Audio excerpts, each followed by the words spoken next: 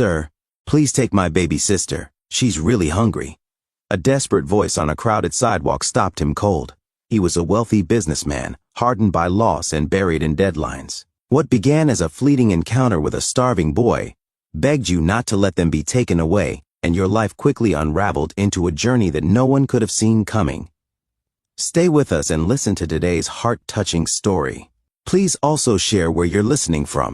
Graham Whitaker was always in a rush these days. Since Rowan's death, his late wife and the love of his life, work had become his only sanctuary. A multi-million-dollar deal hinged on the meeting he was sprinting toward. But just as he turned the corner, a thin voice cracked through the urban noise. "Uncle, please take my baby sister. She's really hungry." He froze. Standing by the curb was a dirt-smudged boy, no older than 7, clutching a baby in a threadbare blanket that looked like it hadn't been washed in weeks. His cheeks were streaked with dry tears, and his small hands trembled as he held the infant close to his chest. The baby let out a soft whimper, her tiny face barely visible beneath the blanket. The boy's eyes were wide with desperation, pleading not just with his words but with every part of his thin, shivering body. Graham's instinct was to ignore it. He had a meeting.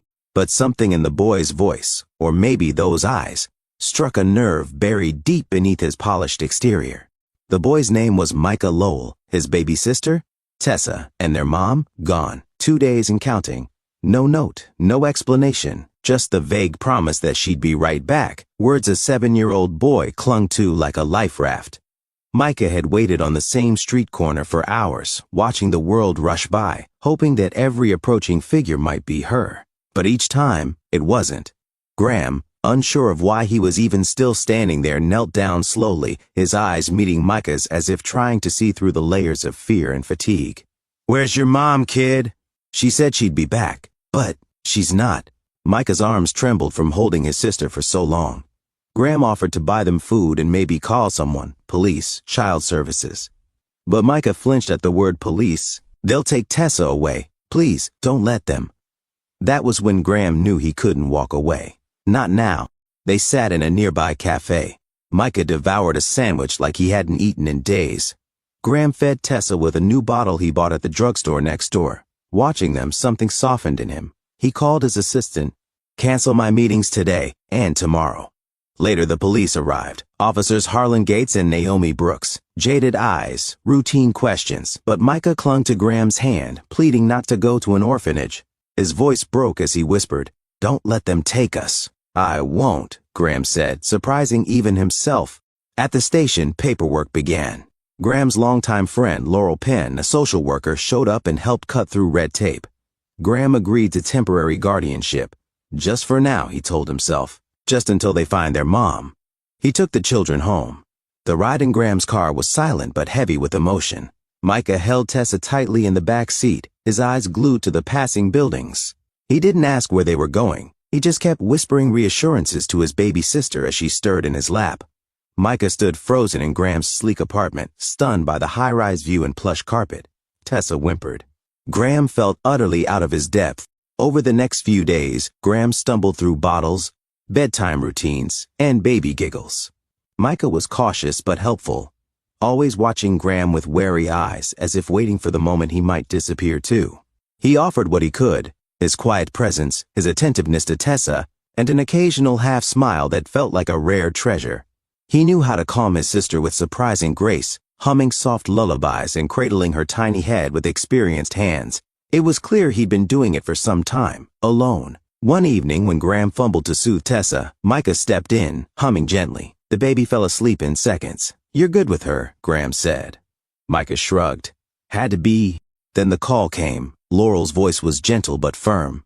"We found their mother. She's alive, but she's in rehab. Drug abuse. Unstable." Graham's heart dropped. "So what happens now?" "If she recovers and proves she can parent, they'll return to her. If not, the state takes custody unless a relative, or you, steps in." His breath caught.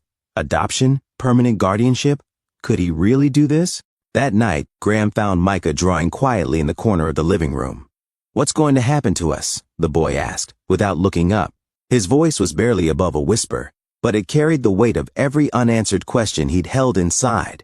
"I don't know," Graham admitted honestly, pulling a chair closer and sitting down beside him. but I promise you, I'll do everything I can to make sure you and Tessa are safe and cared for." Micah's voice trembled. "Will we be left again?" Graham wrapped his arms around him, not hesitating for a second. "No, son, not if I can help it.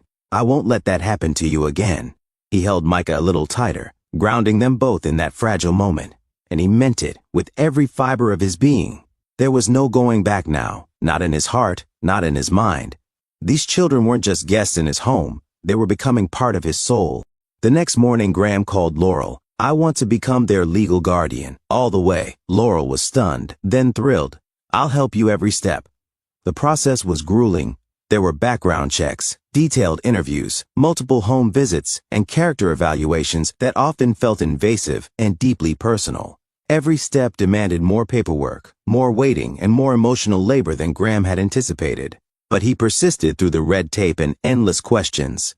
He wasn't just a businessman anymore. He was becoming something entirely new. He was a man with a mission, and his mission had names: Micah and Tessa. Once the initial hurdles were cleared, Graham decided a fresh start was in order.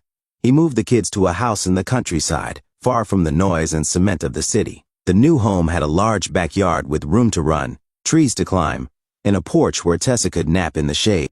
There were quiet mornings filled with birdsong and long afternoons spent exploring trails and collecting wildflowers. It wasn't just safe, it was peaceful. Micah bloomed like spring after a long winter. He laughed more freely, asked more questions, and smiled with his whole face. He began drawing again, reading aloud, and even built a tree fort with Graham's help. He was no longer just surviving, he was living. And one night, just as Graham was tucking him in, brushing back the boy's hair and pulling the blanket to his chin, Micah looked up and said it. "Good night, Dad." Tears welled up in Graham's eyes. "Good night, son." The adoption was finalized in spring. The paperwork, the evaluations, the sleepless nights filled with worry and doubt. It all led to this one moment when a judge's signature changed everything. Graham Whitaker was now the legal father of Micah and Tessa Lowell. It was official on paper, but in his heart, the bond had already been formed long before. His once silent home rang with laughter that echoed through every hallway. Tessa babbled her first word, "Da," a sound that melted him more than any business win ever had. Micah started to come out of his shell, making friends at school, joining soccer practices, and even bringing home finger-painted masterpieces for the refrigerator. Graham learned to braid hair and pack lunchboxes, but more than that, he learned to listen, to laugh again, and to live for something greater than deadlines and conference calls. He didn't expect this life. He never planned for fatherhood, especially not in the wake of loss. But now, he couldn't imagine living without it.